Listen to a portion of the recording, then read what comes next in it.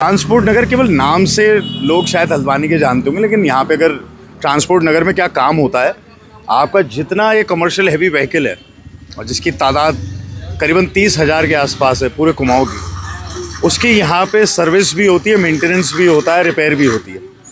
और यही ट्रांसपोर्ट से पहाड़ के कोने कोने तक सामान पहुँचता है। और यहाँ पे आप जो दुर्दशा आप ट्रांसपोर्ट नगर की देख रहे हैं, आपने खुद अपनी आंखों से देखा है।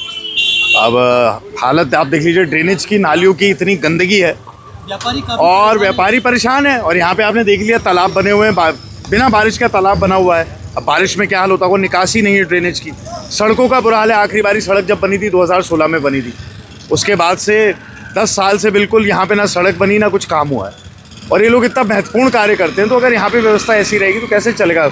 हल्द्वानी प्रवेश द्वार है कुमाऊँ का, और जो ट्रांसपोर्टर्स हैं हमारे, इतने महत्वपूर्ण यहाँ पे लोग जो सेवाएं दे रहे हैं, अब उनका ऐसा हाल होगा, इंफ्रास्ट्रक्चर का ऐसा हाल होगा, तो कैसे यहाँ पे चीज़ें आगे बढ़ेंगी, बड़ा सोचने का विषय है। क्या कहेंगे कि जो ट्रांसपोर्ट नगर है, ट्रांसपोर्ट व्यापार ट्रांसपोर्टरों के लिए बना हुआ है, यहाँ पर अब देखा जा रहा है कि नगर निगम की कूड़ा गाड़ियाँ अलग खड़ी हो रही है। नहीं, अब नगर निगम ने यहाँ पे जो 2 पार्क दिए थे, जो उन्हें पार्किंग में तब एक RTO को दे दिया है उनकी सीज गाड़ियों के लिए, दूसरे में अपनी कूड़ा गाड़ी खड़ी कर रहे हैं।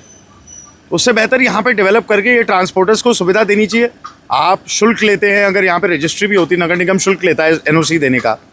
आप अब कमर्शियल टैक्स की बात करें लेने वाले, आप सुविधा तो देखिए क्या है। ये तो गड्ढों में सड़क ढूंढनी पड़ रही है, और ड्रेनेज का आप हाल देख लीजिए, मलबा पड़ा है, ईंटें पड़ी हैं, कोई साफ़ सफाई नहीं है। तो देख रेख की ये बहुत बड़ी चिंता का विषय है। अब समस्याएं तो अनगिनत है, क्या समस्याएं गिनाऊं। सबसे मेन नासूर हमारे यहाँ जो है ड्रेनेज सिस्टम है। ड्रेनेज सिस्टम ना होने की वजह से ज़रा सी बरसात में पूरा ट्रांसपोर्ट लबालब हो जाता है। रोडें क्षतिग्रस्त हो गई हैं, रोडें टूट चुकी हैं, नालियाँ ख़त्म हो चुकी हैं, नालियों में कचरा भरा हुआ है। अब गर्मी आने वाली है, फिर मच्छर उत्पन्न हो जाएगा, फिर हमारा दिन में भी बैठना बहुत मुश्किल हो जाता है। मतलब परेशानियाँ क्या बताएं आपको, हमें काम करना भी मुश्किल हो जाता है। अब थोड़ी सी गर्मी शुरू हो जाएगी तो फिर दिन भर मच्छरों से ही जूझते रह जाएंगे हम लोग। आज विधायक जी का दौरा है, विधायक जी ने निरीक्षण भी किया है। माननीय इनकी स्वर्गीय माता जी, उनका बहुत यहाँ फोकस था ट्रांसपोर्ट नगर में। उन्होंने 6.25 करोड़ रुपये सैंक्शन भी किए थे यहाँ, ये रोडें तभी बन पाई थी।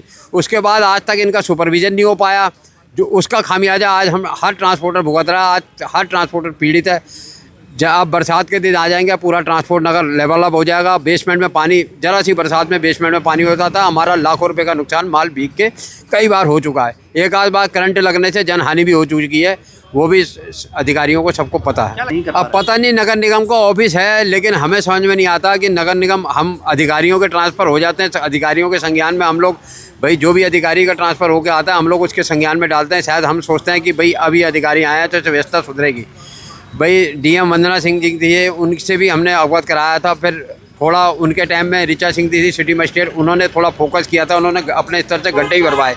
उन्होंने भी हमें आश्वासन दिया था कि अब ये जो है तुम्हारी ये रोडें वोडें बन जाएंगी सब, और इसके निकास जल्दी शुरू हो जाएगा। उन्होंने प्रयास भी बहुत किए, लेकिन अनसर्टेन ट्रांसफरेबल जॉब है। मैंने भी उनसे कहा था, मैं कहा आपका ट्रांसफ़र हो जाएगा फिर काम हो जाएगा। कूड़ा घर है, इधर गाड़ियाँ एक्सीडेंटल खड़ी होती हैं। ट्रांसपोर्ट नगर में आज ये पोजीशन हो गई है कि 250 गाड़ी की पार्किंग होते आज गाड़ियों को रोडों में खड़ा करना पड़ रहा है। मतलब जहाँ तहाँ बेचारा गाड़ी वाला खड़ा कर रहा है। एक गाड़ी खड़ी होती है, 3 दुकानें घिर जाती हैं। आज हम इतनी बुरे तरीके से घिरे हुए हैं कि मिस्त्री का काम करना दुश्वार हो गया। एक मिस्त्री काम करेगा, 3 दुकानें घिरेंगी।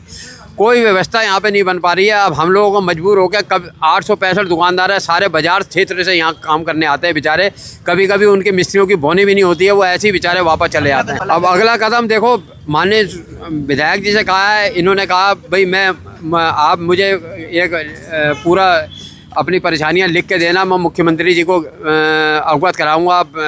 बजट सत्र होगा गैरसैंण में, तो मैं उनके आगे रखूँगा। हमें उम्मीद है विधायक जी से, भाई जैसे इनकी माता जी ने यहाँ के लिए बहुत पेन लिया था ट्रांसपोर्ट नगर के, हमें उम्मीद है कि ये कुछ ना कोई अब सुधार होने की उम्मीद है। अधिकारियों से भी इन्होंने फ़ोन में बात करी, सब अधिकारियों से। अब आगे उम्मीद करते हैं कि कुछ ना कुछ सुधार शुरू होगा है।